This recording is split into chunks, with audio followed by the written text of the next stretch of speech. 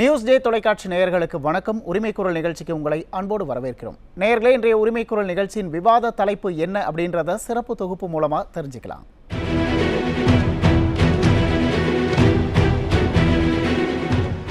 தமிழ்நாடு அரசியல் களத்தில் தற்போதைய பேசுபொருளே திமுக கூட்டணிக்குள் ஏற்பட்டுள்ள விரிசல்தான்.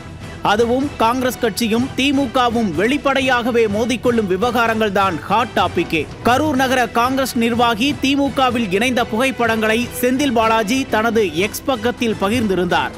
இதை பார்த்துதான் கொதித்து போய் கடுமையாகவே எதிர்வினையாற்றி இருக்கிறார் எம்பி ஜோதிமணி. கூட்டணி தர்மம் என்பது இரண்டு பக்கமும் இருக்க வேண்டும். திமுகவின் மாவட்ட செயலாளர் காங்கிரஸ் கட்சியை இப்படி பொதுவெளியில் அவமதிப்பதை நாங்கள் எப்படி புரிந்து கொள்வது? கூட்டணியின் பெயரால் இதுபோன்ற அவமரியாதையை ஒருபோதும் நாங்கள் ஏற்றுக்கொள்ள மாட்டோம். இப்படி நடப்பது இது முதல் முறையல்ல என்றும் பேசியிருக்கிறார். ஏற்கனவே அதிக தொகுதிகள் கேட்போம் என்று காங்கிரஸ் கட்சி திமுக கூட்டணிக்குள் புகைச்சலை கிளப்பியிருக்கும் வேளையில் இதுபோன்றதொரு பேச்சும் எதிர்ப்பும் கண்டனமும் திமுக கூட்டணிக்குள் இருக்கும் புகைச்சலை இன்னும் வெட்ட வெளிச்சமாக்கி இருக்கிறது. ஏற்கனவே செந்தில் பாலாஜி ஜோதிமணி இடையிலான பஞ்சாயத்து கடந்த 2021 நடந்த ஊரக உள்ளாட்சி இடைத்தேர்தலில் பிரச்சாரம் செய்ய திமுக சார்பில் அழைப்பு விடுக்கப்பட்டிருந்த நிலையில் நான் கொஞ்சம் பிஸியாக இருக்கிறேன், டேட் அப்புறமா பிக்ஸ் பண்ணி சொல்றேன் என்று அடாவடி காட்ட கரூர் திமுகவினர் ஜோதிமணி மீது கடும் கோபத்தில் இருந்திருந்தனர். அது மட்டுமில்லாமல் மத்திய அரசு திட்டத்தின் கீழ் கரூரில் மாற்றுத்திறனாளிகள் முகாமை நடத்த வேண்டும் என்று உள்ளிருப்பு போராட்டத்தில் ஜோதிமணி ஈடுபட்ட நிலையில் செந்தில் பாலாஜி ஆதரவாளர்களின் கோபத்திற்கு ஆளானார் ஜோதிமணி. என்னதான் பழைய பகை இருந்தாலும் தற்போது சமயம் பார்த்து திமுகவை இக்கட்டான சூழலுக்கு தள்ளுகிறார்கள் காங்கிரஸ் கட்சியினர். வேண்டுமென்றே பஞ்சாயத்தை கூட்டுகிறார்கள். இப்போதுதான் வாய் திறந்து திமுகவை எதிர்க்கிறார்கள், சம்பவம் செய்ய பார்க்கிறார்கள். இதுதான் திமுகவிற்கு மிகப்பெரிய அச்சுறுத்தலாக இருக்கிறது. கூட்டணி கட்சிகள் இல்லாமல் இதுவரை ஒரு தேர்தலை கூட சந்திக்காத திமுக வரும் 2026 தேர்தலை எப்படி சந்திக்க போகிறோமோ என்று எண்ணி கைகளை பிசைந்து கொண்டு நிற்கிறது. ஆக எதிர்க்கட்சி தலைவர் விமர்சிப்பதை போல திமுக கூட்டணியில் புகைந்து கொண்டிருக்கிறதா அரசியல் பகை? கரூரில் கலகம் செய்ய தொடங்கிவிட்டதா காங்கிரஸ் கட்சி? செந்தில் பாலாஜி ஜோதிமணி மோதிக்கொள்வதால் கரூரில் திமுக கூட்டணிக்கு பாதிப்பா? திமுக காங்கிரஸ் விரிசல் உண்மைதான் என்பதை உணர்த்துகிறதா கள நிலவரம் என்பன போன்ற பல்வேறு கேள்விகளுக்கு விடை தேடுகிறது இன்றைய நியூஸ் டே உரிமைக்குரல் நிகழ்ச்சி. இன்றைய உரிமைக்குரல் நிகழ்ச்சியில் கரூரில் கலகம் செய்யும் காங்கிரஸ் கட்சி, மோதிக்கொள்ளும் செந்தில் பாலாஜி ஜோதிமணி, திமுக காங்கிரஸ் விரிசல் உண்மைதான் என்பதை உணர்த்துகிறதா கள நிலவரம் அப்படிங்கிற கேள்விக்கு தான் விடை தேட இருக்கிறோம். நிகழ்ச்சியில் விவாதிப்பதற்காக அரங்கத்தில் நம்மோடு இணைந்திருக்கிறார்கள் அதிமுகவிலிருந்து திரு ஆவடி குமார் அவர்கள், காங்கிரஸ் கட்சியிலிருந்து திரு முருகையன் அவர்கள், அரசியல் விமர்சகர் திரு விஜயகுமார் அவர்கள், பத்திரிகையாளர் திரு கோவிந்தராஜன் அவர்கள். அனைவருக்கும் வணக்கம். ஆவடி குமார் சார், நிகழ்ச்சி முதல்ல உங்கள்கிட்ட ஆரம்பிக்கிறேன். நாங்கள் ரொம்ப ஸ்ட்ராங்கான கூட்டணி, இன்டாக்ட் கூட்டணி, ரொம்ப ஸ்ட்ராங்காக இருக்கும் அப்படின்லாம் திமுக கூட்டணி, அந்த கூட்டணி கட்சிகள் எல்லாம் சொல்லிட்டு இருந்த சூழலில் சமீப காலமாக அந்த திமுக கூட்டணியில் வந்து சலசலப்புக்கே பஞ்சமில்லாத அளவுக்கு நிறைய வார்த்தை மோதல்கள், நிறைய பிரச்சனைகள்லாம் நடந்துகிட்டு இருக்கு. இப்போ சமீபத்தில் கரூரில் ஜோதிமணிக்கும் செந்தில் பாலாஜிக்கும் நடக்கிற அந்த கண்டனமாக இருக்கட்டும், இதெல்லாம் நீங்கள் எப்படி பார்க்குறீங்க? இல்லை, நீங்கள் சொன்னதெல்லாம் சரி, ஆனால் சமீப காலமான்றீங்களே, இதுக்கு முன்னால் சண்டே வந்ததுக்கு முன்னாடி இருந்துச்சு, சமீப காலமாக ரொம்ப அதிகமாக இருக்குன்ற. இப்போதான் கொஞ்சம் அதிகமாக இருக்குன்றீங்கிறாங்க. எனக்கு எப்பவுமே அது அப்படி தான் இருக்குன்னு தோணுது. ஏன்னா பழைய சம்பவங்கள்லாம் பார்த்திங்கன்னா கார்த்திக் சிதம்பரம் பேசுனதை விடவா, இதே ஜோதிமணி கடந்த காலங்களில் பேசுனதை விடவா எல்லாருமே பேசியிருக்காங்க. அழகிரி பேசியிருக்காரு, எல்லாருமே பேசியிருக்காங்க. சரி, இப்போ இந்த பிரச்சனைக்கு வருவோம். இந்த பிரச்சனைக்கு நீங்கள் சொன்ன மாதிரி திமுக காங்கிரஸ் உறவில் ஏற்பட்ட சிக்கலோ அல்லது ரெண்டு பேரும் நீ பெரியவனா நான் பெரியவனா யுத்தமோ இல்லை. திமுக காங்கிரஸை அழிக்க நினைக்கிறது, அதனுடைய எதிரொலி தான். ஏன்னா கரூர் நகர திமுகவினுடைய மகளிரணி தலைவி கவிதா, அந்த அம்மாவை காங்கிரஸ் மகளிரணி தலைவி கவிதாவை திமுகவில் சேர்ந்ததா செந்தில் பாலாஜி அவர் ட்வீட் பண்ணுறாரு. அதை பண்ணதில் அந்த ஃபோட்டோ போடுறாரு. ஃபோட்டோ போட்டு கீழே கரூர் நகர காங்கிரஸ் தலைவி திமுகவில் சேர்த்து கொள்ளப்பட்டார்னு போடுறாரு, சேர்ந்து கொண்டாருண்டு. இதை பார்த்த உடனே தான் ஜோதிமணி ரியாக்ட் பண்ணுறாங்க. அவங்க என்ன சொல்கிறாங்கன்னா, இது வந்து கூட்டணி தர்மன்றது நாங்கள் மட்டும் அமைதியாக இருப்போம், நீங்கள் இது வேணால் செய்வீங்க, எங்கள் கட்சியிலேருந்து ஆளை பிடிப்பீங்க, நாங்கள் கம்முன்னு இருக்கணுன்றது கூட்டணி தர்மம் இல்லை. அது ரெண்டு பக்கமும் இருக்கணும். ஒரு பக்கத்தில் இருக்கிறதுக்கு பேர் கூட்டணி தர்மம் இல்லை. உங்களுக்கு நீங்கள் என்ன கூட்டணி தர்மம்னு உங்களுக்கு ஊஜா தூக்க வைக்கிறீங்களோ அதே கூட்டணி தர்மம் எங்களுக்கு இருக்குது. அதனால் நீங்கள் வந்து எங்ககிட்ட எங்கள் ஆளை கொண்டு போய் பதவி கட்சியில் சேர்க்கறது வந்து எங்களுக்கு செய்கிற துரோகம், எங்களை வந்து நீங்கள் சீட்டிங் பண்ணுறீங்கன்னு அவங்க சொல்கிறாங்க. இது போன்ற அவமதிப்புகள் தொடர்ந்து ஏற்படுத்திக்கிட்டே இருக்கீங்க. இதை நாங்கள் பொறுத்துக்கிட்டு இருக்க மாட்டோம். இது வந்து கூட்டணிய கொள்கை அடிப்படையில் ரெண்டு பேருக்கும் ஒரு நம்பிக்கை அடிப்படையில் பரஸ்பரம் ஒத்துழைப்பு எல்லாமே சரியாக இருக்கணும். நீங்கள் அதை தவறு செய்கிறீங்க அப்படின்னு சொல்கிறாங்க. இதுக்கு அது மட்டும் அதோடு நிறுத்தியிருந்தாங்கலாம் கூட பரவாயில்ல. அவங்க இதுக்கு எதிர்வினை ஆற்ற வேண்டிய நிலை வரும். நாங்களும் திமுகவிலேருந்து காங்கிரஸுக்கு ஆளை பிடிப்போம் அப்படின்னு சொன்னதோடு இருக்காமல் இதை தமிழ்நாடு கம்முன்னு அமைதியாக வேடிக்கை பார்க்குற செல்வ பெருந்தகை இதை வந்து நடவடிக்கை எடுக்கணும். முதலமைச்சர் கூட்டணியினுடைய தலைவர் முதலமைச்சர்கிட்ட சொல்லி இதுக்கு ஒரு தீர்வு காணணும் அப்படின்னு சொல்றாங்க. இல்ல சார், இங்க ஜோதிமணி அவர்கள் எதிர்வினை ஆற்ற வேண்டி வரும் அப்படின்றாங்கல்ல, அதை எதை மீன் பண்ணி சொல்றாங்க? அவங்க செல்வ பெருந்தகை கூஜா தூக்கிட்டு கம்முன்னு இருக்காதீங்க, இல்லைன்னா நான் செய்வேன்றாங்க. அதுக்கு உடனே எதிர்வினை என்ன ஆற்றாங்கன்னா, அவங்க வந்து அந்த கவிதா வந்து பாரதிய ஜனதா கட்சியினுடைய மகளிர் அணி நகர தலைவி இல்லை அப்படின்ட்டு யார் அறிக்கை காங்கிரஸ் கட்சியினுடைய மகளிர் அணி தலைவி இல்லை என்று அசினா சையத்னு மாநில மகளிர் காங்கிரஸ் மகளிர் அணி தலைவராக நியமிக்கப்பட்ட சமீபத்தில் நியமிக்கப்பட்டு அவங்க அறிக்கை கொடுக்குறாங்க. அதனால் அவங்களுக்கு வந்து அவங்க ஏற்கனவே காங்கிரஸில் இல்லை அவங்க, அதனால் அவங்க திமுக. அப்போது செந்தில் பாலாஜி இப்போ தப்ப போட்டாரா? செந்தில் பாலாஜி தான் உடனே என்ன பண்ணாரு, அந்த ட்வீட்டை எடுத்துட்டாரு. இப்போ அது இல்லை. அவங்க காங்கிரஸ் கட்சியை சேர்ந்தவர் இல்லை அப்படின்னா ஜோதிமணி ஏன் கண்டனம் தெரிவிக்கணும்? அதுதான், ஜோதிமணி காங்கிரஸ் தலைவின்னு சொல்கிறாங்க, இவங்க வந்து எதிர்வினை ஆற்றணும்னு சொல்கிறாங்க. இதை காங்கிரஸ் தலைவி திமுகவில் சேர்ந்தாருன்னு சொல்லி செந்தில் பாலாஜி பதிவு போடுறாரு. ஓகே சார், இந்த விவகாரம் இருக்கட்டும். இப்போ அவர் சேர்த்தாரு, இவங்க கண்டனம் போட்டாங்க, அது இருக்கட்டும். இப்போ இது ஜோதிமணிக்கும் செந்தில் பாலாஜிக்கும் இடையிலான அந்த ஒரு மோதல் வந்து திமுக காங்கிரஸ் கட்சிக்கு இடையிலான மோதலா நீங்க சித்தரிக்க நினைக்கிறீங்களா? நீங்க தவறா பாக்குறீங்க.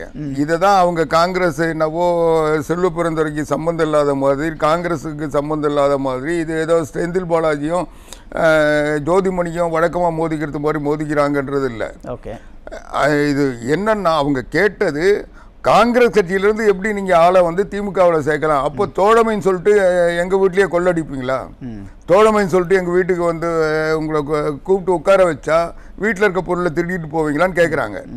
அதுக்கு பயந்துக்கிட்டு என்ன பண்ணுறாங்க, அவங்க காங்கிரஸ் கட்சியே இல்லைன்றாங்க.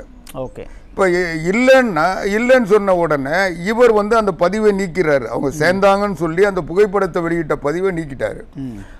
இதுதான் நடந்தது. இது எதை காட்டுதுன்னா, காங்கிரஸ் கட்சி செல்வ பெருந்தகை போல எதை செஞ்சாலும் அமைதியாக இருக்கும், நம்ம யாரை வேணா சேர்க்கலாம். செல்வ பெருந்தகை வந்து திமுகவினுடைய என்ன பினாமி வந்து காங்கிரஸில் தலைவராக இருக்கிறதுனால காங்கிரஸ் கட்சியிலேருந்து எல்லாரையும் திமுகவுக்கு அனுப்பிவிட்டு அடுத்த தேர்தலில் ஈரோட்டில் வந்து இவிகே இளங்கோவன் இறந்த உடனே அந்த தொகுதியை காங்கிரஸ் கிட்ட இருந்து திமுக புடுங்கின்னு போனது போல வருகின்ற தேர்தலில் அதிகமான இடங்களை வந்து காங்கிரஸுக்கு தராமல் குறைஞ்ச இடங்களை தர்றதுக்கு அதுக்கு முன்னே அந்த கட்சியில் இருக்கிற கம்மியான இடங்கள் தான் சார் தந்துட்டு இருக்காங்க. அதுலேயும் கம்மியாக தந்து இன்னைக்கு விடுதலை சிறுத்தைகள் என்ன சொல்றாங்க, நாங்கள் தான் திமுகவுக்கு அடுத்து பெரிய கட்சி, ஆக காங்கிரஸுக்கு விட எங்களுக்கு கூடுதலாக தரணும், எங்களுக்கு 6 இடம் கொடுத்து ஏமாத்திட்டு இருக்கீங்க.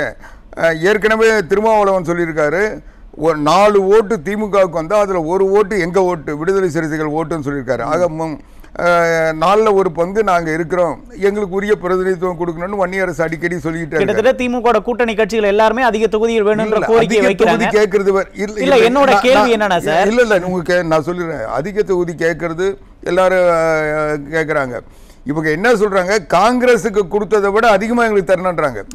வன்னியரசனுடைய அறிக்கையும் எல்லா கட்சிகளும் கேட்கதானே சார் செய்வாங்க. அவங்க கட்சிக்கு கூடுதல் இடம் வேணுங்கிறது அவங்களோட விருப்பம் தானே. அவங்க கட்சி அடுத்த கட்ட வளர்ச்சிக்கு எட்டு போகணும்னு தான் நினைப்பாங்க. சொல்றது எனக்கு புரியுது. அவங்க சொல்றது என்னன்னா, காங்கிரஸை விட நாங்க பெரிய கட்சி, எங்களை விட காங்கிரஸ் குறைவா இருக்கு, அவங்களுக்கு கொடுத்த சீட்டை விட எங்களுக்கு அதிகமா கொடுக்கணும்னு கேட்கறாங்க. அதாவது நீ உங்க இடம் கேட்கறது உரிமை, ஆனா ஒரு கட்சியே வந்து இது ஒண்ணு அவங்கள விட நாங்க அதிகமா இருக்கிறோம், எங்களுக்கு கொடுங்க, அவங்களுக்கு குறைவா இருக்குன்னு சொல்லி நாங்க ஒத்துக்க மாட்டோம்னு சொல்றது வந்து அவங்க அப்ப காங்கிரஸை பலகீனப்படுத்துறதுல முடிவுல இருக்காங்க. அதுதானே ஈரோட்டில் செஞ்சாங்க. ஈரோட்டில் அவங்க கடந்த தேர்தலில் வெற்றி பெற்று, இடைத்தேர்தலையும் வெற்றி பெற்ற அந்த தொகுதி EVK இளங்கோவினுடைய மரணத்திற்கு பிறகு திமுக போட்டிட்டது இல்லை. அப்போ செல்வ பிறந்தகை தங்க தாம்பாளத்தில் வச்சு கொடுத்துட்டு சலாம் போட்டுக்கிட்டு கூஜா.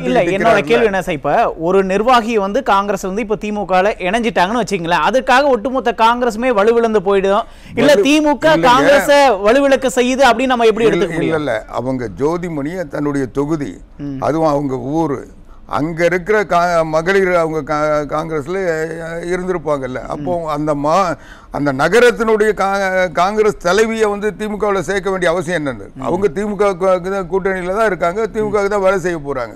ஆனா அவங்க காங்கிரஸினுடைய பிரதிநிதியா இருந்து வேலை செய்ய போறாங்க. அவங்க நேரடியா திமுகவில் சேர்க்க வேண்டிய அவசியம் என்ன? விருப்பமா கூட இருக்கலாம், விருப்பம்னா கூட ஒரே ஊர்ல இருந்துகிட்டு அவங்க வந்து இந்த கட்சியை பலகீனப்படுத்திட்டு செந்தில் பாலாஜி அதை சேர்க்க சொல்ல, அப்போ நாளைக்கு திமுகவில் வந்து ஒருத்தர் காங்கிரஸ் சேர்த்தாங்கன்னா சும்மா இருப்பாங்களா? அதுதான் அவங்க கேட்குறாங்க. அவங்க ஒரு பரஸ்பரம் ஒரு நம்பிக்கை, அது மாதிரி அவங்க சேர்ந்தா கூட நம்ம தோழமை உறவு பாதிக்க, நீங்க சேராதீங்கன்னு சொல்லணும்.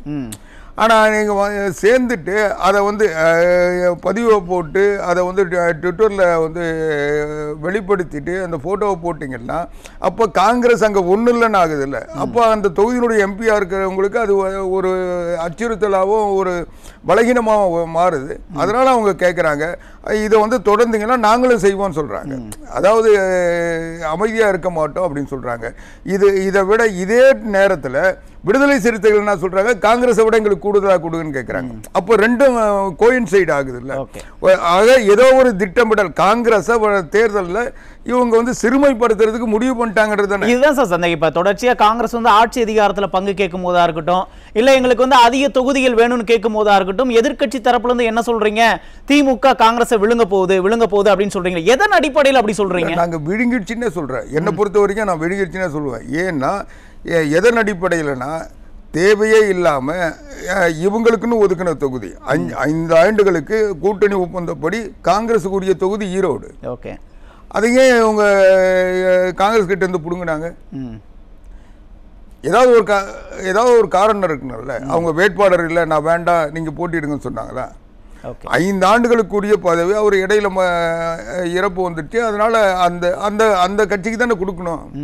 இப்போ இடைத்தேர்தலில் வந்து இடஒதுக்கீடு வர சொல்ல இப்போ காங்கிரஸ் எத்தனை இடம் இருந்ததுன்னா ஒரு இடம் குறைஞ்சி தானே வரும். இப்போ இந்த பேச்சுவார்த்தையில் அது அடிப்படும் இல்லை.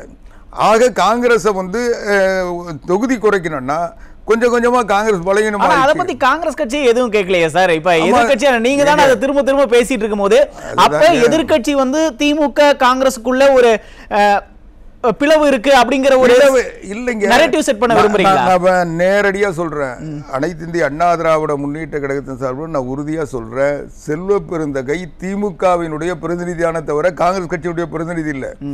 அவரும் கூட ஆட்சி அதிகாரத்துல பங்கு வேணும்லாம் கேட்டிருக்காரு சார். ஏங்க அவர் மற்றவங்களுடைய குரலை வந்து எதிரொலிக்கல.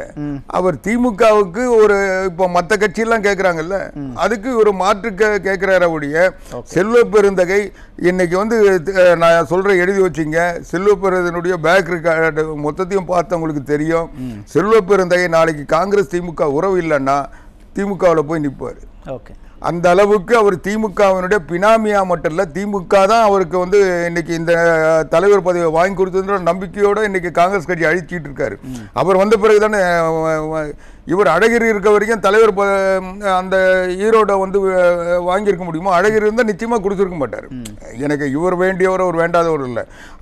அவர் தன்னுடைய கட்சி மேலே அவருக்கு பற்று இருக்கு. அந்த கட்சியால் உருவாக்கப்பட்டவர் உருவானவர். ஆனால் இவர் இல்லை, திமுகவினுடைய பின்னணியில் உருவானவர்.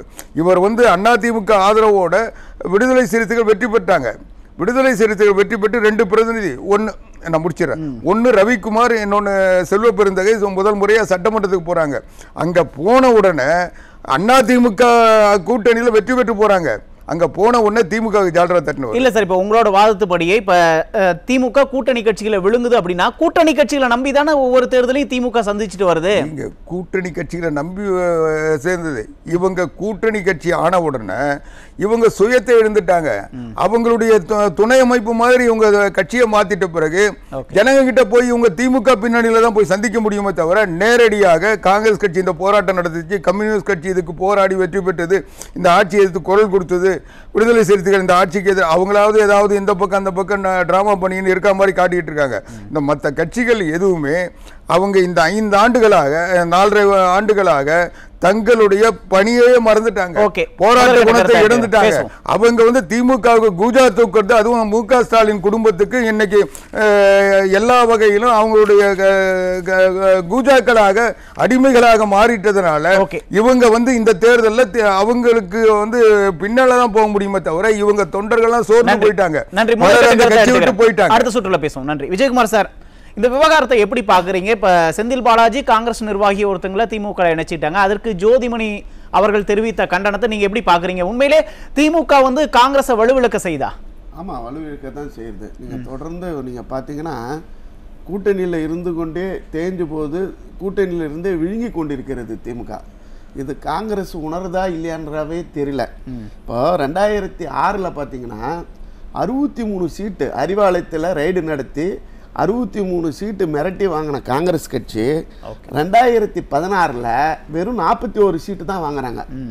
அதுக்கு பிறகு நீங்கள் 2021 பார்த்தீங்கன்னா 25 சீட்டு தான் வாங்குறாங்க. அன்னைக்கு இருந்த அழகிரி அவர்கள் சொல்றாரு, கண்ணிலேருந்து ரத்தம் வடிகிறது, இதே வெடித்து விடுகிறது, இவங்ககிட்ட சீட்டை வாங்கிறதுக்குள்ள அவ்வளோ போராட வேண்டியது இருக்கு அப்படின்னு சொல்லி அப்படி ஆயிடுச்சு. அதாவது ஒரு கட்சினா நாளுக்கு நாள் வளரும்னு பார்த்தா காங்கிரஸ் கட்சி மட்டும் பார்த்தீங்கன்னா தொடர்ந்து திமுக கூட்டணியில் இருந்துக்கினே சீட்டை அதிகம் பெறாம குறைச்சு கொண்டே வராங்க. இப்ப 117 சீட்டு வேணும்லாம் கேட்டுட்டு இருக்காங்க. இல்ல, திமுக சொல்றது என்னன்னா நீங்க 25 சீட்டு நாங்க கொடுத்தோம் இல்லையா, நீங்க வெற்றி பெற்றதே 18 சீட்டு தான், நீங்க ஜெயித்த தொகுதி தான் நாங்க தருவோம்னு சொல்லிட்டு திமுக பேச்சுவார்த்தை நடத்துவதாக ஒரு செய்தி. அப்ப அது இவங்க பேசுறாங்க. அப்ப நீங்க சொல்ற மாதிரி பார்த்தா வெற்றி தான கட்சிகளோட இலக்கா இருக்கு.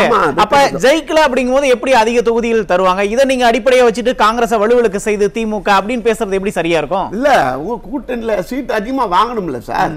கூட்டணியில இவங்க சீட்டை குறைச்சின்னு தானே வாங்கினாங்க. 61 சீட்டு 63 சீட்டு வாங்கின காங்கிரஸ் எங்க, 25 சீட்ல நின்று போன காங்கிரஸ் எங்க?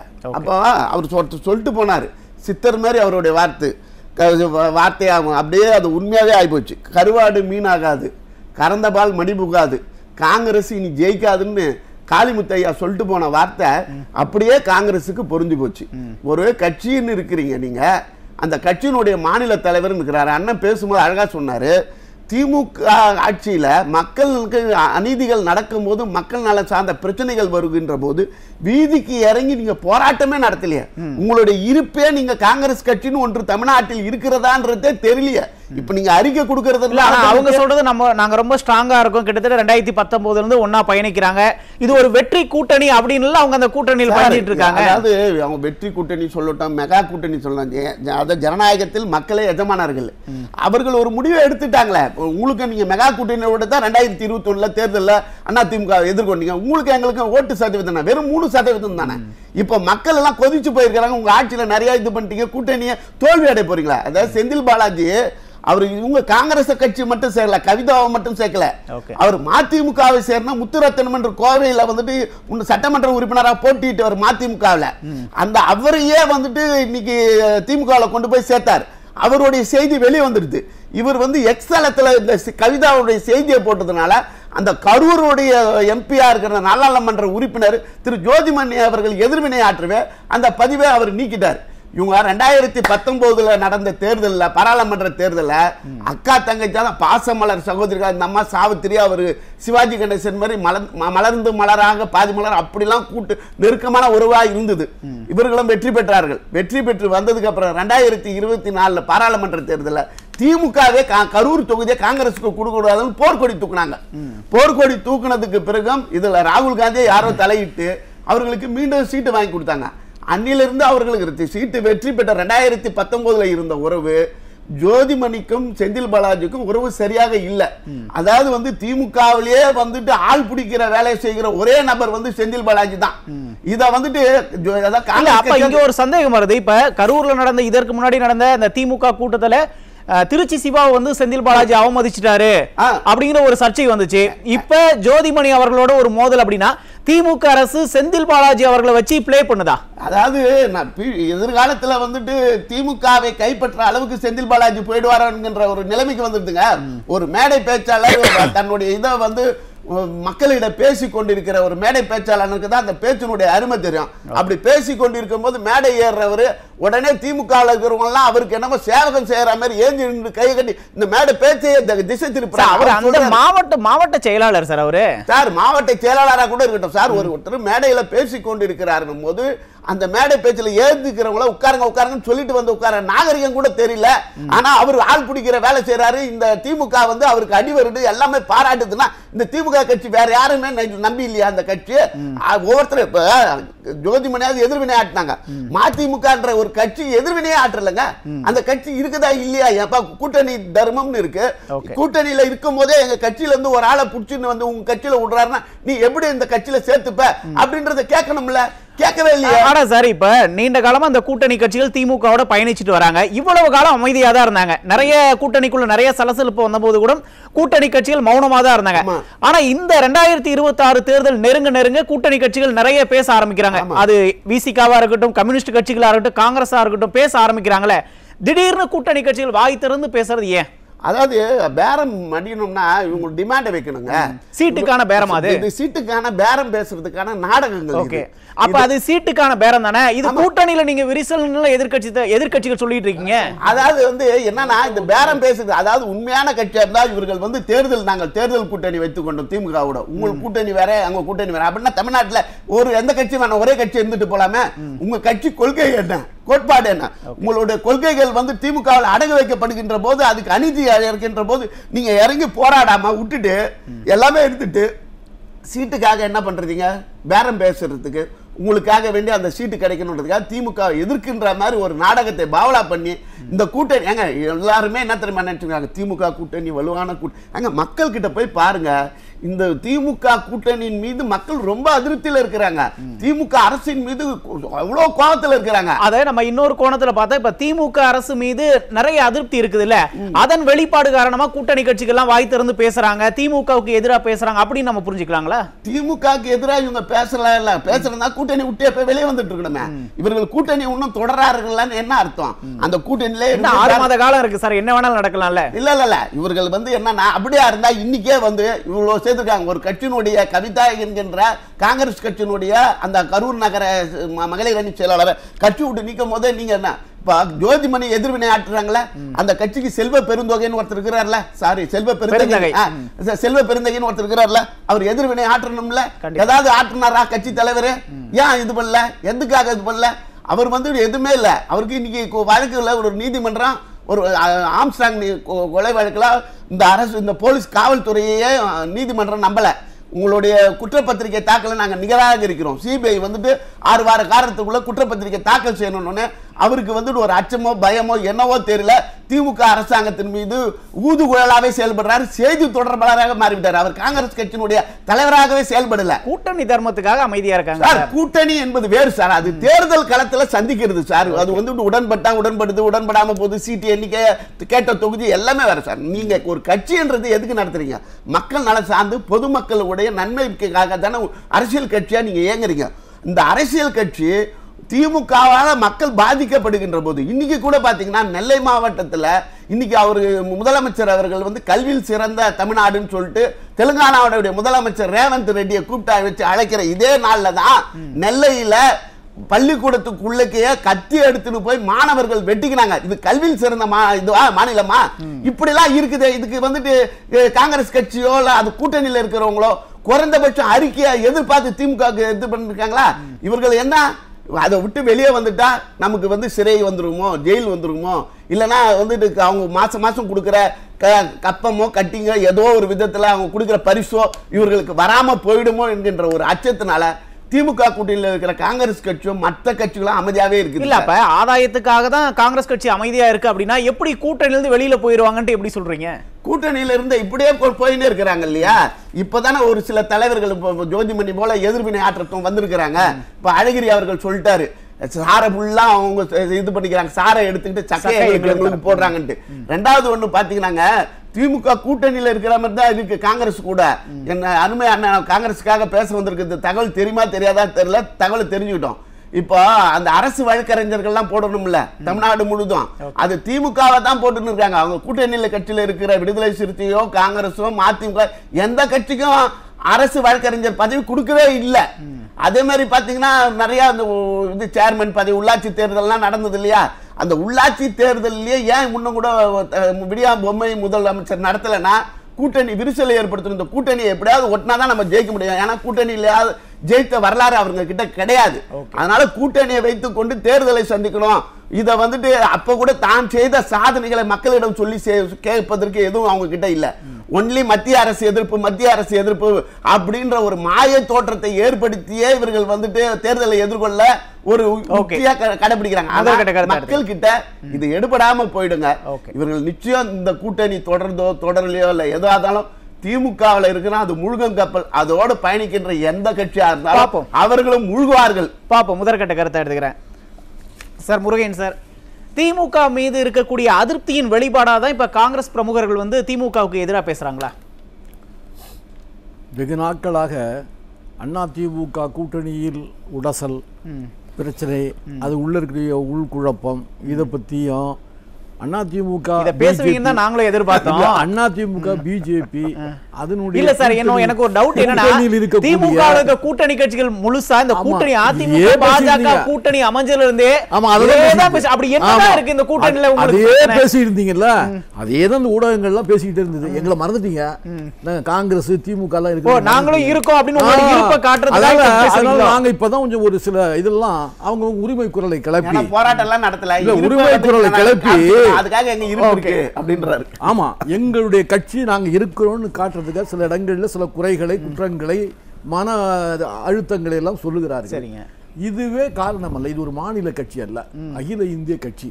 எங்களுக்கு முடிவெடுக்க வேண்டியது ராகுல் காந்தி, சோனியா காந்தி, மரியாதைக்குரிய மல்லிகார்ஜுன கார்கே அவர்கள் முடிவெடுப்பதுதான் இங்கே நடைமுறைப்படுத்தப்படும்.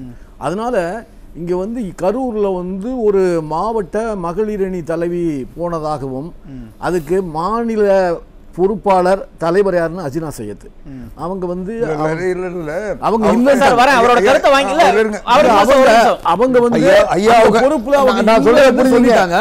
அதை ஏற்றுக்கொண்டு செந்தில் பாலாஜி அதை ஏற்றுக்கொண்டு செந்தில் பாலாஜி தவறா பேசுறாரு. என்ன தவறா?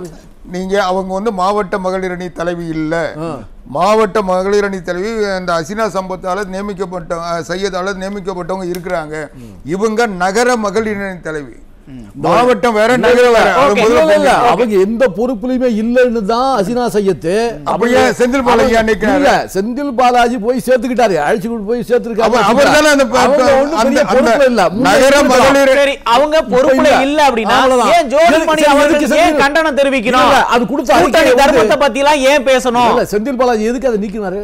அந்த போட்ட ட்வீட்டை நீக்கினார்ல, அப்ப என்ன அர்த்தம்? அசினா சையத் சொன்னதை ஏற்றுக்கொண்டு அது தவறுன்னு சொல்லி தான் நீக்கினாரு. அதோட அந்த பிரச்சனை இல்ல. அப்ப அது வந்து ஜோதிமணி அவர்களுக்கு தெரியல, கரூர்ல தான் அவங்களோட சொந்த ஊரு கரூர் தான், அப்படிங்கிறது அவங்களுக்கு அந்த விவகாரம் தெரியல.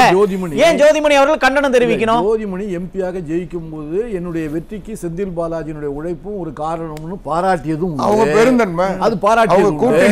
இன்னைக்கு வந்து அவங்களுக்குள்ள அவங்க ஊர் சொந்த இதுல வந்து சில கருத்து வேறுபாடுகள் மனக்குழப்பங்கள்லாம் இருக்கு, நான் இல்லைன்னு சொல்லல. அதனுடைய வெளிப்பாடு ஜோதிமணி பேசுகிறார் அல்லது வந்து செந்தில் பாலாஜி இல்ல. அப்ப இந்த விவகாரத்தை செந்தில் பாலாஜி ஜோதிமணி அவர்களோட கருத்து முரண்பாடு வெளிப்பாடு அப்படின்னு தான் நம்ம புரிஞ்சுக்கணுமா? அவ்வளவுதானே தவிர இது ஒண்ணு தமிழ்நாடு அளவுல வந்து காங்கிரஸ் கட்சியினுடைய வளர்ச்சியையோ கூட்டணியையோ சிதைப்பதற்காக பெரிய நம்ம இந்த விவகாரத்தை தவிர்த்து இப்ப சமீப நாட்களாவே பார்த்தோம்னா கேஎஸ் அழகிரி வந்து சாரலா அவங்க குடிச்சாங்க, சக்கை எங்களுக்கு தராங்க அப்படின்னா, ஆட்சி அதிகாரத்துல பங்கு வேணும், அதிக தொகுதிகள் வேணும்னு கேக்குறாங்க, 117 சீட்டு வேணும்னு கேக்குறாங்கல்ல. திடீர்னு இப்ப 2019 இருந்து நீங்க திமுக கூட பயணிக்கிறீங்க அப்படிங்கும் போது 2026 தேர்தலை முன்னிட்டு மட்டும் ஏன் காங்கிரஸ் கட்சியோட குரல் வந்து ஓங்கி ஒலிக்குது? சார் இதுக்கு எதுவும் காரணம் அல்ல. ஒரு கட்சி தன்னை வளர்த்துக் கொள்ள வேண்டும், இல்ல தான் பெரிய அளவுல அப்ப கடந்த தேர்தல்ல காங்கிரஸ் கட்சி தன்னை வளர்த்துக்கணும்னு நினைக்கலீங்களா? கேட்டாங்க சார், அப்போ 50 தொகுதி கேட்டாங்க, 60 தொகுதி கேட்டாங்க. அவங்க கொடுத்தது எவ்வளவு சார்? 63 சீட், 25 சீட் இல்லன்னு சொல்லல. அது இப்ப அவர் சொன்னது மாதிரி 63ல 41 25ன்னு குறைஞ்சிட்டு வருது. அந்த நிலை தொடரக்கூடாது என்றுதான் தமிழ்நாட்டின் சில குரல்கள் ஒலிக்கிறது. அப்போ குரல்கள் காங்கிரஸ் கேட்க வேண்டும், அந்த கோரிக்கையை நாம் திமுகவிடம் வைக்க வேண்டும் என்பது எங்களுடைய சிந்தனை.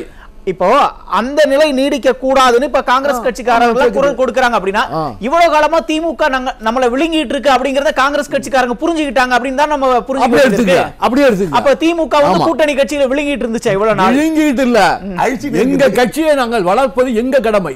அதுக்கு அவர்கள் மீது பழி போடுவதற்கு நான் விரும்பவில்லை. ஏன் சார், நாங்க இருக்கிற சார் லட்சக்கணக்கான பேர் இருக்கும்ல, எங்க கட்சியை நாங்கள் வளர்த்து எங்களுடைய பெருமை நாங்க தான் தூக்கி நிறுத்தணுமே தவிர திமுக எங்களை அழிக்குதுன்னு சொன்னா இது நேற்று இன்றைக்கு பிறந்த கட்சி அல்ல. இந்த நாட்டின் சுதந்திரத்துக்கு பாடுபட்ட பெரிய கட்சி. அகில இந்திய அளவில் இன்னைக்கும் அதுதான் எதிர்கட்சி, அதுதான் இன்னைக்கும் இப்ப எதிர்கட்சி. அப்படி இருக்கும்போது யாரு பார்த்தும் காங்கிரஸ் அழிக்க முடியாது, திமுக போய் நாங்க அழிக்க முடியாது. நாங்க எங்கள் கட்சியை வளர்க்க வேண்டும்.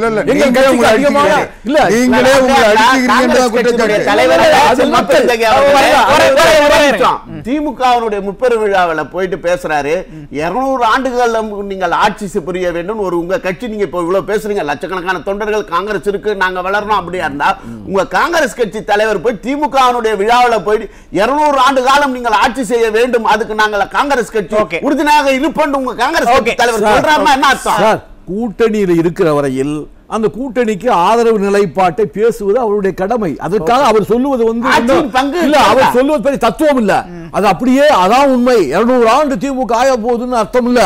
அது கூட்டணியுடைய தர்மத்தின் அடிப்படையில் அவர் பாராட்டி பேசுவது. இப்போ அகில இந்தியாவில் காங்கிரஸ் வெற்றி பெற வேண்டும், ராகுல் காந்தி பிரதமராக வர வேண்டும் என்று இப்ப ஸ்டாலின் பேசுறாரு. அங்க போய் நடைபயணத்தை துவக்கி வைக்கிறாரு. பீகார்ல போய் அங்க பேசுறாரு. அதெல்லாம் எங்களை அவர் பாராட்டுவதும் அவர்களை நாங்கள் பாராட்டுவதும் இது கூட்டணி தர்மம் சார். கூட்டணி தர்மம் அப்படியே.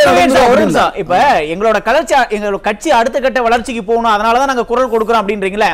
இதே திமுகவை சேர்ந்தவங்க தான் காமராஜர் அவர்களை அசிங்கப்படுத்த அவமரியாதை பண்ற மாதிரி அந்த கதையெல்லாம் சார், அந்த கதையெல்லாம் அமைதியா இருந்தீங்க சார். 63 சீட்ல இருந்து குறைச்சு 25 சீட் வரையும் காங்கிரஸ் கட்சி அமைதியா தானே இருந்துச்சு சார். நீங்க சொல்லுவது நெல்லையில காங்கிரஸ் கட்சியோட தலைவர் கொலை செய்யப்பட்ட ஜெயராஜ் சிங் கொலை செய்யப்பட்டார். அப்பயும் காங்கிரஸ் அமைதியா தானே இருந்துச்சு. நீங்க சொன்னதெல்லாம் உண்மையாவே இருக்கட்டும், அதே நிலைப்பாட்டை நாங்கள் தொடர்ந்து எடுக்கணுமா என்ன? அப்படி இல்ல. எங்களுடைய கருத்தை, எங்களுடைய தன்னம்பிக்கையை நாங்கள் வெளிப்படுத்துகிறோம்.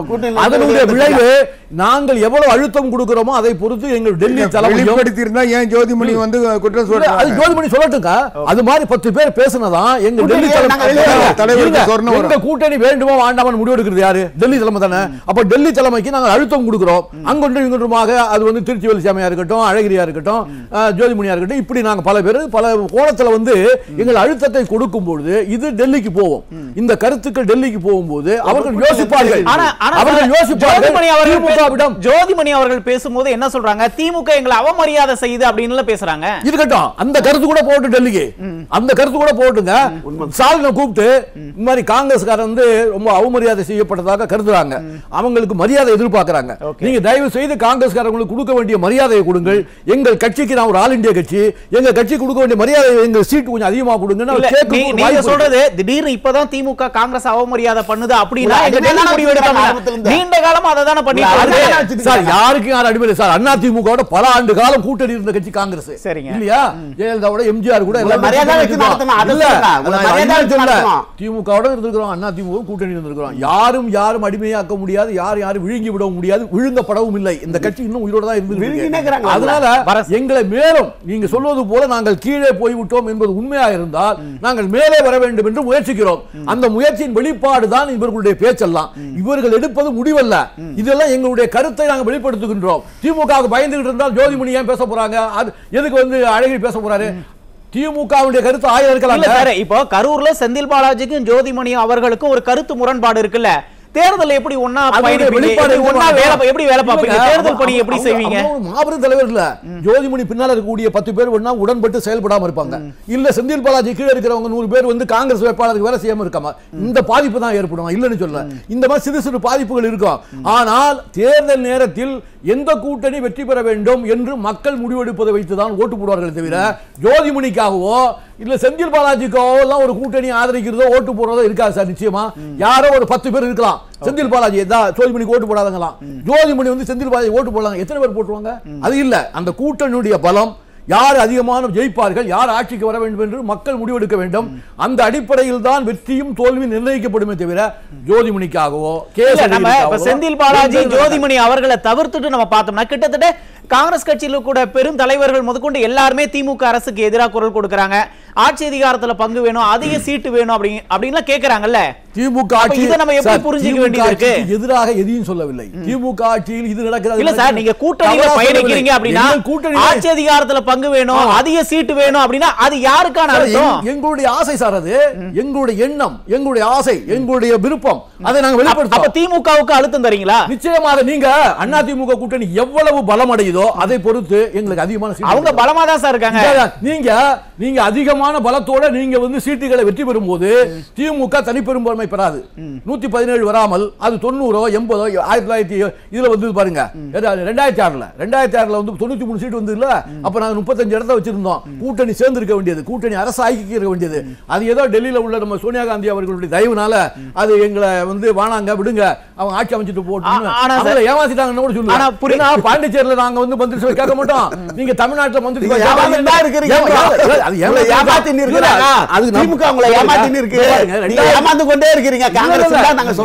உண்மைதான். டெல்லியில போய் ஏமாத்திட்டாங்கன்னு தான் சொல்லுவேன். நான் தான் அதுக்கு முதல் கோரிக்கை வச்சவன். சத்தியமூர்த்தி போல முதல் பேட்டி கொடுத்தவன் நான் தான். கூட்டணி ஆட்சி வேண்டும் என்று முதல் கோரிக்கை வச்சவன் நான் தான். ஆனால் நீங்க அதே நிலை இப்ப இருக்கணும்னு அவசியம் இல்லங்க. அன்னைக்கு ஏமாந்துட்டோம், இன்னைக்கு ஏமாந்துட கூடாது. நீங்க உஷாரா இருங்க. ஒரு காலம் அவங்க கூட்டணி கட்சிகளை நம்பியே திமுக தேர்தலை சந்திக்குது அப்படிங்கறத உணர்ந்துகிட்டு தான் இப்ப கூட்டணி கட்சிகள் குரல் கொடுக்குறீங்களா? இல்ல திமுகவுக்கு ஒரு அழுத்தத்தை கொடுக்குறீங்களா? இதுதான் சரியான நேரம் அப்படின்னு ஒரு அழுத்தத்தை கொடுக்குறீங்களா? தமிழ்நாட்டு அரசியலே கூட்டணி அரசியலா தான் ஆகி போச்சு.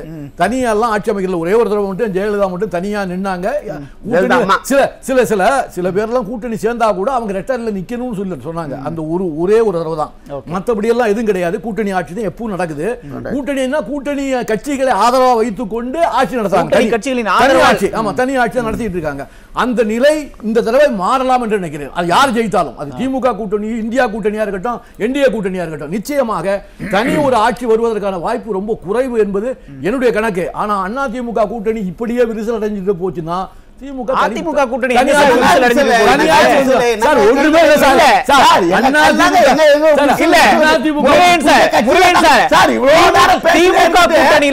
பிரச்சனைகள் இருக்கு. எங்க கூட்டணி ஏற்பட்டுச்சு அத சொல்லுங்க. நீங்க எல்லாத்தையும் பேசிட்டு என்ன விடுங்க. அப்ப சொல்லுங்க. நீங்க ஓபிஎஸும் கூட இருந்த பொழுதுதான் தென்பகுதியில் அவருடைய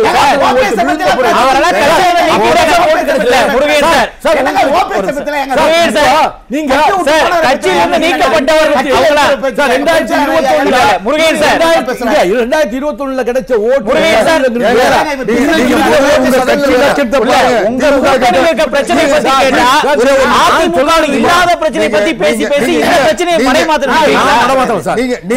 கூட்டணி பலமடை அடைய எங்களுக்கு லாபம் என்று சொல்ல வந்தேன். நீங்க பிச்சை பாத்திரத்தை வச்சுக்கிட்டு அறிவாலயத்துல காத்திருக்கீங்க. நீங்க அதிமுக பத்தி முதற்கட்ட கருத்தை எடுத்து நம்ம அடுத்த சுற்றுல பேசுவோம். கோவிந்தராஜன் சார், இந்த விவகாரத்தை எப்படி பாக்குறீங்க? திமுக அரசு மீது கூட்டணி கட்சிகளுக்கு அதிருப்தி உண்டாயிருக்கா? அதன் வெளிப்பாடு தான் இதா? அதாவது தமிழ்ல ஒரு பழமொழி சொல்லுவாங்க, கத்திரிக்காய் முத்திச்சுன்னா சந்தைக்கு வரணும்ட்டு. அந்த கதை தான் இப்ப இது முத்தி போச்சு. இந்த கூட்டணி குழப்பங்கள்லாம் முத்தி போச்சு. இப்ப சந்தைக்கு வந்துருச்சு, வீதிக்கு வந்து போச்சு. இப்ப இந்த இதெல்லாம் பார்க்குறப்ப பார்த்தீங்கன்னா நிச்சயமாக இந்த திமுக கூட்டணிக்குள்ளே காங்கிரஸுக்கும் திமுகவிற்கும் ஒரு விரிசல் ஏற்பட துவங்கியுள்ளது என்பது நிதர்சனம். இது பார்த்தீங்கன்னா செல்வ பெருந்தகை அவர்கள் மாத்திரம்தான் திமுகவின் மாவட்ட செயலாளர், செய்தி தொடர்பாளர்னு சொன்னார். நான் அப்படி சொல்ல வரல. திமுகவின் மாவட்ட செயலாளர் போல அவர் மாத்திரம்தான் இருக்காரு ஒழிய காங்கிரஸ் கட்சியை சேர்ந்த மற்ற தலைவர்கள்லாம் எடுத்துக்கங்களேன், அதிருப்தி கொடி பிடிக்க ஆரம்பிச்சிட்டாங்க. திருச்சியில் இருக்கக்கூடிய திருச்சி வேலுசாமியா இருக்கட்டும், ஜோதிமணி அவர்களா இருக்கட்டும். இன்றைக்கு பெரம்பலூர் மாவட்டத்தை சேர்ந்த ஆர்வி சுரேஷ் அவர் ஒரு பேட்டி கொடுத்திருக்காரு. காங்கிரஸ் கட்சியை பெரம்பலூர் மாவட்ட அந்த தலைவர் ஆர்வி சுரேஷ் என்றவர் அவர் திமுகவுக்கு சவால் விட்டுருக்காரு. 234 தொகுதி நீங்க திமுக தனியா நிக்கிறதுக்கு தில் இருக்கா, திராணி இருக்கா அப்படின்னு அவர் சவால் விட்டுருக்கிறார். காங்கிரஸ் கட்சியை சேர்ந்தவர். ஏன் இது போல சவால் விடுறதுக்கு செல்வ பெருந்தகைக்கு திராணி வரவில்லை என்பதுதான் பொதுமக்கள் பார்க்கக்கூடிய ஒரு பார்வையா இருக்கு. கூட்டணிக்காக, கூட்டணி தர்மத்துக்காக நாங்க அமைதியா இருக்கோம் அப்படின்னு சொல்றாரு அவரு. அதே கட்சியை சேர்ந்த பெரம்பலூர் மாவட்ட அந்த தலைவர் சொல்றார் ஆர்வி பிரகாஷ் நேற்றைக்கு சமூக ஊடகங்கள் பேட்டி கொடுத்திருக்காரு. அவரு நாங்க இல்லைன்னா திமுகவுக்கு ஒண்ணும் நடக்காது. அவங்க எல்லாம்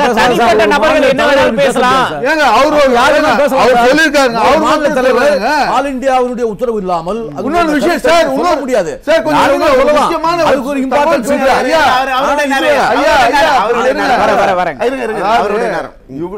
எல்லாரும் இப்ப அதிருப்தி குரல் கொடுக்காம அழகிரி முன்னாள் தலைவர் அழகிரிலிருந்து எல்லாம் செல்ல பெருந்தகைக்கு இப்ப எதிர்ப்பு நிறைய வந்து போச்சு. எல்லாம் இப்ப முன்னாடி எல்லாம் அப்படி இப்ப எதிர்ப்பு வந்து போச்சு. இல்ல அதான் எனக்கு டவுட். இது வந்து செல்வ பெருந்தகைக்கு ஒரு அழுத்தம் கொடுக்கணும், இல்ல அவரை மாற்றத்துக்கான அழுத்தமா, இல்ல திமுகவிற்கான அழுத்தமா? இது ரெண்டு பேருக்குமே உண்டான ஒரு அழுத்தம் தான். இவ்வளவு நாளா வந்து பாத்தீங்கன்னா தமிழக அரசியல்ல காங்கிரசுக்கு வேற வழி இல்ல. there is no ஆப்ஷன் இல்லாத இருந்தது. இன்றைக்கு அவர்களுக்கு ஒரு ஆப்ஷன் இருக்கு. என்ன ஆப்ஷன் இப்ப காங்கிரஸ் கட்சிக்கு இருக்கு? தவாக அப்படின்னு ஒரு ஆப்ஷன் இருக்கு.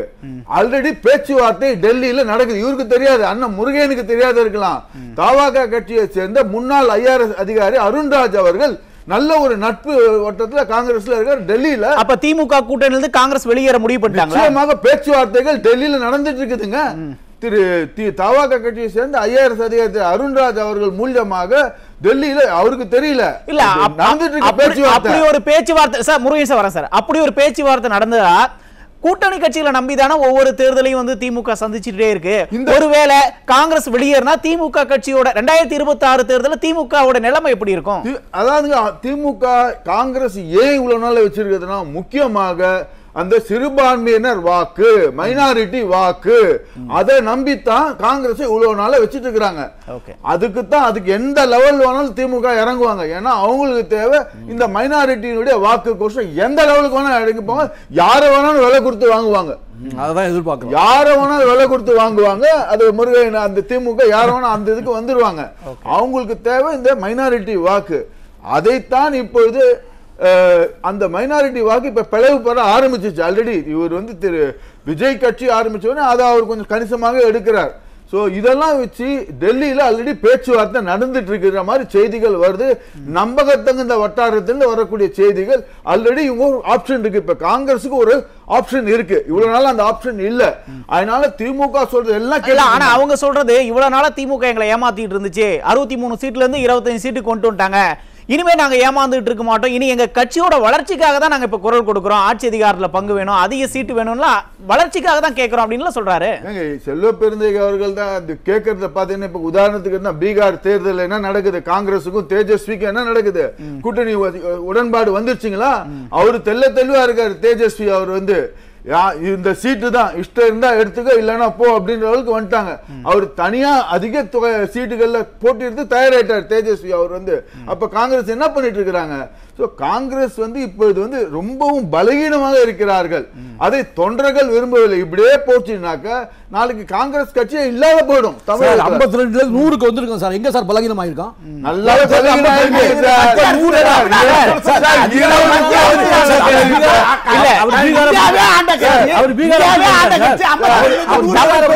தமிழ்நாட்டுல பேசுங்க.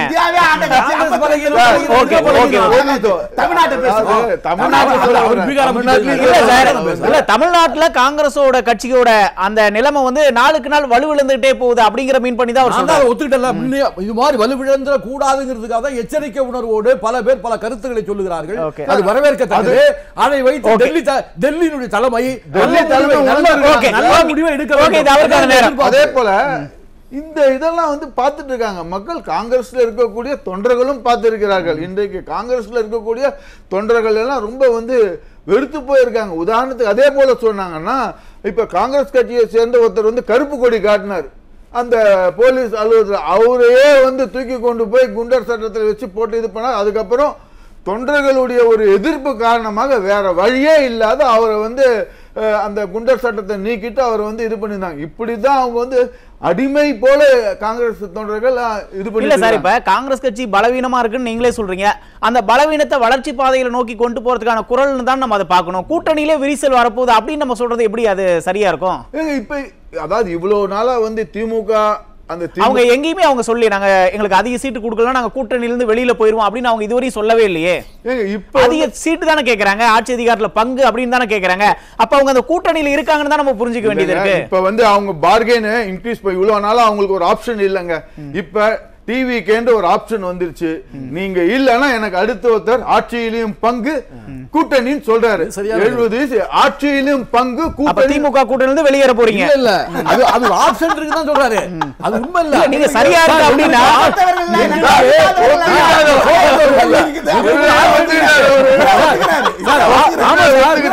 சார் அந்த ஆப்ஷன் வச்சு திமுகவிடம் 25 இருந்து 35 சீட்டு கொடுன்னு கேட்போம். ஓகே ஒரு நிமிஷம் இவரே என்ன சொல்றாரு? டெல்லியே ராகுல் காந்தி பிஜேபி கூட வார்த்தையை கேளுங்க.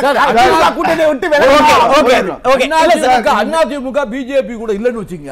எப்பவுமே திமுகவா அண்ணா திமுகவா அப்படிங்கிற ஆப்ஷன்ல நாங்க இருப்போம் இல்லீங்களா, பேரத்துல இருப்போம். இப்போ அண்ணா திமுக பிஜேபியோட சேர்ந்ததுனால எங்களுக்கு ஒரு ஆப்ஷன்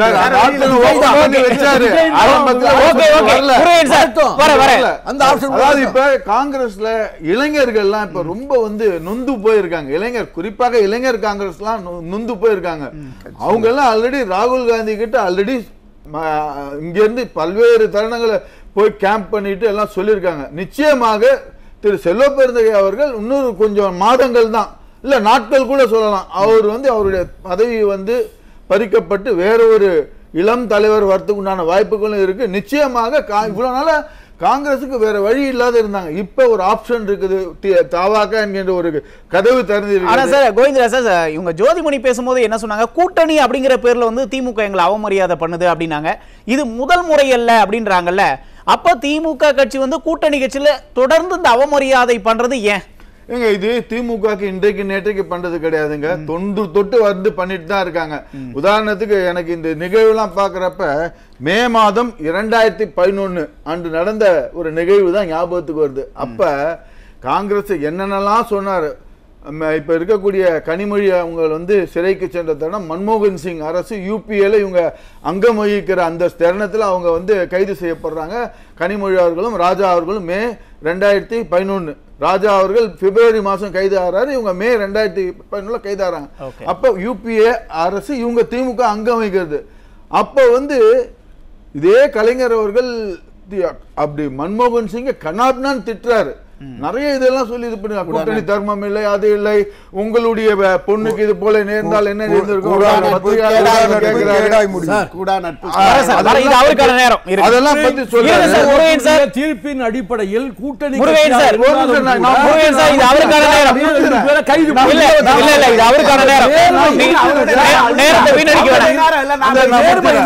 அதே போல பாத்தீங்கன்னா இதோ ஒரு ஆதாரபூர்வமா அவரு கருணாநிதி அவர்கள் இந்தியாவை விட்டு விடுவார் ராஜி இல்ல கூடா நட்பு கேடா முடிஞ்சது அப்படின்னு.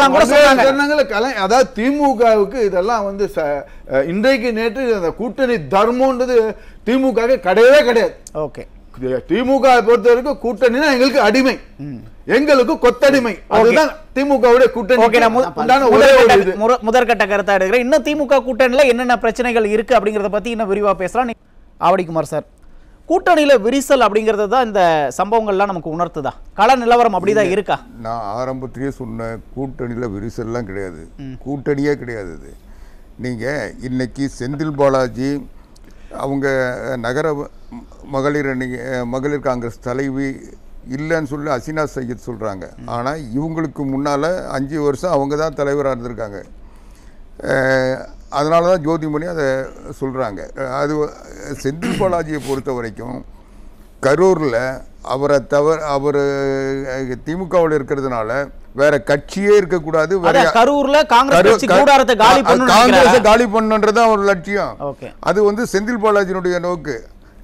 ஆனால் திமுகவுக்கு இது கூட, நான் உறுதியாக சொல்கிறேன், எல்லா காலங்களிலும் திமுக கூட ஒரு கட்சி கூட்டணி சேர்ந்ததுன்னா ஒன்று அந்த கட்சியை உடைப்பாங்க, அது வெளியே போக சொல்ல, அல்லது அந்த கட்சியினுடைய தலைவர்களை இவங்க சேர்த்து திமுக சேர்த்துப்பாங்க. அதுக்கு உதாரணம் மணலி கந்தசாமி. திமுக வந்து கம்யூனிஸ்ட் கட்சி, ஒற்றுமையான கட்சி, கொள்கை பிடிப்புள்ள கட்சி, அந்த கட்சியை உடைச்சது. ஆனா நீண்ட காலம் அவங்க பயணிக்கிறாங்களே சார். இல்லைங்க, காங்கிரஸ் கட்சியை திமுக தான் உடைச்சது. கருப்பையா மூப்பனார் தலைவரா இருக்க சொல்ல அதுக்கு பிறகு ஒரு தமிழ் மாநில காங்கிரஸ் உருவாக்கி தேசிய தலைமை வந்து முடிவு எடுக்க சொல்ல அதிமுக கூட்டணி அமைக்க சொல்ல இவங்க வந்து அதை உடைச்சாங்க. நான் சப்ஜெக்ட் பேச சொல்ல குறுக்க தமிழ் மாநில காங்கிரஸ் உருவாக்குனது திமுக தான். அப்பதான் அவங்க ஆட்சிக்கு வர முடிஞ்சது. காங்கிரஸ் இதுதான் இன்னைக்கு கடந்த தேர்தலில் திமுகவுடைய கூட்டணி சேர்ந்த மனிதநேய மக்கள் கட்சி இன்னைக்கு காணோம். சின்னம் போச்சு, பதிவே போச்சு, கொங்கு மக்கள் கட்சி போச்சு, வேல்முருகனுடைய அந்த வாழ்வுரிமை கட்சி போச்சு. இப்படி இந்த சேர்ந்த கட்சியில ஒரு 5-6 கட்சி காலி. இந்த காங்கிரஸ் கட்சி நீங்க சொன்னது போல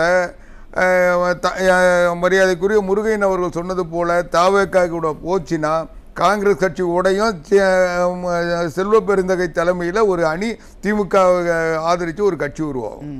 இல்ல அப்போ இப்ப காங்கிரஸ் கட்சி நாங்க வலுவா இருக்கோம் அப்படின்னு வேற ஒரு வலுவாலாம் இல்லைங்க, வலுவிழந்து இருக்கோம் அப்படின்னு வேற ஒரு ஆப்ஷன் தேடுறாங்க அப்படின்னா ஒரு நிமிஷம் சார், ஒரு நிமிஷம். காங்கிரஸ் வந்து நாங்க வலுவிழந்து இருக்கோம் அப்படின்னு வேற ஒரு ஆப்ஷனை தேடுறாங்கன்னா மீதி இருக்க விசிகாவா இருக்கட்டும், கம்யூனிஸ்ட் கட்சிகளா இருக்கட்டும், அவங்க ஏன் குரல் கொடுக்குறாங்க? நான் சொல்றேன், நீங்க வலுவிழந்ததெல்லாம் வந்து பலமா இருக்கவங்க தான், போராடுகின்ற ஆற்றல் உள்ளவங்களுக்கு தான். இவங்க போராடுகின்ற ஆற்றல் இல்லை, இவங்க கையேந்துகின்ற நிலையில 4.5 வருஷமா கட்சியை நடத்திட்டு இப்போ போய் அவங்க கிட்ட வந்து உரிமை பேசினாங்கன்னா அவங்க அறிவாலயம் வாசல்ல பிச்சை பாத்திரத்தை வச்சுட்டு இத்தனை நாள் காத்திருந்துட்டு இன்னைக்கு போய் போராடுகின்ற உரிமை அவங்க போராடினாங்களா எப்படி ஏத்துப்பாங்க? அதனால திமுக சொல்றதை ஏத்துக்கிறத தவிர இவங்க வேற வழி இல்லை. இவங்க வேற ஏதாவது முடிவு பண்ணா தமிழ்நாட்டில் இருக்கிற காங்கிரஸ் தலைவர்கள்லாம் சீட்டு கேட்கறவங்க திமுக பக்கம் இருப்பான். தொண்டர்கள் வேணா காங்கிரஸ் கட்சியில் இருக்கலாம், முருகையன் போல. நன்றி நன்றி விஜயகுமார் சார். இந்த அதாவது நேரம் பார்த்து இப்ப கூட்டணி கட்சிகள் வந்து திமுக அரசுக்கு எதிராக பேசுறாங்க அப்படின்னா திமுக தங்களை கபலீகரம் செய்யுது அப்படிங்கறத வந்து கூட்டணி கட்சிகள் உணர்ந்துட்டாங்க அப்படின்னு தான் நம்ம புரிஞ்சுக்க வேண்டியது இருக்கு. உணர்வே தான். ஒரு சில எப்பவுமே கலக குரல் பார்த்தீங்கன்னா ஒரு சில இடத்துல இருந்து தான் முதல்ல ஒலிக்கும். ஓகே, அந்த ஒலிப்பு தான் அதிகமான குரலாக மாறி அதை வந்து இப்போ வந்து பார்த்தீங்கன்னா காங்கிரஸ் கட்சி வலுவாக இருக்கோ இல்லையோ ரெண்டாவது, ஆனால் காங்கிரஸ் கட்சி கூட்டணியில் திமுக கூட்டணியில் இருக்க போவது இல்லை என்பதுக்கு ஒரு சமிக்கையாக தான் இதை பார்க்குறோம், ஒரு அறிகுறியாக பார்க்குறோம். அண்ணன் சொன்ன மாதிரி அப்படி காங்கிரஸ் கட்சி கூட்டணியில் இல்லைன்னா செல்வ பெருந்தகையை வச்சு அவங்க காங்கிரஸ் கட்சியை உடைச்சு அவர் தலைமையில் திமுகவோட கூட்டணிக்கு போகிறதுக்கான வாய்ப்புகள் நிறையா இருக்குது. அதாவது வந்து இதுவரையிலுமே வீழ்த்துக்காக கண்ணு மூடிக்கினே உறங்கி கொண்டு இருந்த காங்கிரஸ் கட்சி இனியாவது அவர்கள் கண் விழித்து பார்த்து தமிழ்நாட்டினுடைய அவலத்துக்காவது பார்த்து அவர்கள் நல்ல முடிவை எடுக்கணும் அப்படின்றது தான் மக்களுடைய எதிர்பார்ப்பு. திமுக கூட்டணியில் இருக்கிற அனைத்து கட்சியுமே, அது விடுதலை சிறுத்தைகளாக இருக்கட்டும், அது வந்து கம்யூனிஸ்ட் கட்சிகளாக இருக்கட்டும், அனைத்து கட்சிகளும் இன்றைய 4 ஆண்டுகளாக நீங்கள் எதுக்காக கூட்டணியில் இருந்தீங்களோ அந்த கூட்டணியில் வந்துட்டு இந்த அரசு மக்களுக்கான நன்மைகளை செய்துதா என்றது உங்கள் தராசு தட்டில் எடை போட்டு பார்த்தீங்கன்னா மக்களை ஏமாற்றியது, கூட்டணி கட்சிகளை ஏமாற்றியது திமுக. இனியும் இந்த ஆட்சி தொடரக்கூடாது, நல்ல ஆட்சி அமையும். மக்கள் வந்துட்டு எடப்பாடியாரை வரவேற்று காத்து கொண்டிருக்கிறார். நிச்சயம் எடப்பாடியார் வருவார், தமிழகத்துக்கு நல்லது செய்வார். ஓகே, நன்றி முருகையன் சார். 2026 தேர்தல் வந்து திமுகவுக்கு ரொம்ப நெருக்கடியா இருக்க போதோ?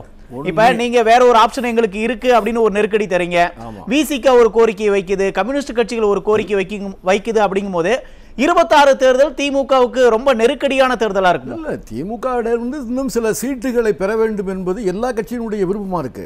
அது எல்லா கூட்டணி கட்சியுமே நமக்கு இன்னும் கூட 4 சீட்டு வாங்கிடணும்னு எதிர்பார்க்கறாங்க. அது வந்து எந்த நடைமுறையில சாத்தியங்கிறது வந்து முக ஸ்டாலின் தான் முடிவு பண்ணணும். அப்படி முடிவு பண்ணும்போது நிச்சயம் ஒருவேளை கூடுதல் சீட்டு தரல அப்படின்னா அதுதான் அடுத்த ஆப்ஷன். அதான் சொன்னேன், அடுத்த ஆப்ஷன் இருக்குல்ல. அதனால வந்து நாங்க எதிர்பார்க்கிற அளவுக்கு அதான் நீங்களே சொல்லிட்டீங்களா அடுத்த ஆப்ஷன் இருக்குன்னு. சார் நாங்க போனோம்னா விடுதலை சிறுத்தை கூட வரும் சார், முஸ்லிம்களுக்கு கூட வரும் சார், எல்லாமே வரும். திமுக பாட்டாளி மக்கள் கட்சி அங்கே வரும், யார் இவங்க தேமுதிக அங்கே வரும். எல்லாருமே பலம் பொருந்திய ஒரு கூட்டணியாக அமைந்து விடும். நாங்க போறோம், அது நாங்க பிள்ளையார் சுழி போட்ட அது ஒரு பலம் பொருந்திய கூட்டணியா மாறிடுச்சு அப்ப அது திமுகவுக்கு நெருக்கடியா அமையும். இது திமுகவுக்கு புரியும். நான் சொல்லக்கூடிய இந்த கருத்து உண்மையிலே போய் சேரட்டும். திமுகவுக்கு இதை புரிஞ்சுக்குவாங்க. ஆகா நம்ம இதை விட்டோம்னா, காங்கிரஸ் விட்டோம்னா நம்ம அதோகதி ஆயிடுவோம்னு புரியும். புரிந்தால் காங்கிரஸுக்கு இப்ப 25 சீட்டு போன தடவை கொடுத்தீங்கல்ல, இப்ப குறைஞ்ச 30 கூட இல்ல, அந்த லெவலுக்கு அவர் வந்துருவார். 117 கேக்குறீங்க சார். அதெல்லாம் கேட்கலாம் சார், அது நம்ம விருப்பம். அதெல்லாம் சும்மா அதெல்லாம் 1980ல அது 80ல கலைஞர் இருக்கும்போது 117 117 நின்னோம். நான் இல்லன்னு சொல்லல, அது ஒரு காலகட்டம். அதனால எம்பி இந்திரா காந்தி ஒரு எம்பி சீட்டு கூட எனக்கு வேண்டாம். மரியாதைக்குரிய முருகையினுடைய உணர்வு சரி, ஜோதிமணி உணர்வு சரி. ஆனா திமுக உங்க காங்கிரஸ் கட்சிக்கு தலைவரா வச்சிருக்கீங்களே செல்வ பெருந்தே, அவர் இதை சொல்லணும்ல, காங்கிரஸ் உடைஞ்சிரும் அப்படின்றாங்க சார். அதெல்லாம் நீங்க நம்புறீங்களா? செல்வ பெருந்தகை வச்சு காங்கிரஸ் இல்ல சார், நீங்க சொல்றதை ஏத்துக்கணும்னா அப்ப அவங்க ஏத்துக்கிட்டு தான் ஆகணும். நம்புறீங்களா? அவர் தான் அடிமை சாசனம் எழுதி கொடுத்துட்டாரு. அதெல்லாம் ஒண்ணு இல்ல சார். தலைவரே, இல்லைங்க, நான் உறுதியா சொல்றேன், தலைவரை பத்தி நான் உறுதியா சொல்றேன். அதிமுகவினுடைய பொதுச் செயலாளர் புரட்சி தமிழர் எடப்பாடியார் சொன்னது போல செல்வ பெருந்தகை திமுக பிரதிநிதியான தவிர காங்கிரஸ் பிரதிநிதி இல்ல. ஓகே ஓகே, நன்றி நன்றி. கோவிந்தராஜன் சார், உங்களுடைய இறுதி கருத்து எப்படி இருக்கும் 2026 தேர்தல் களம்?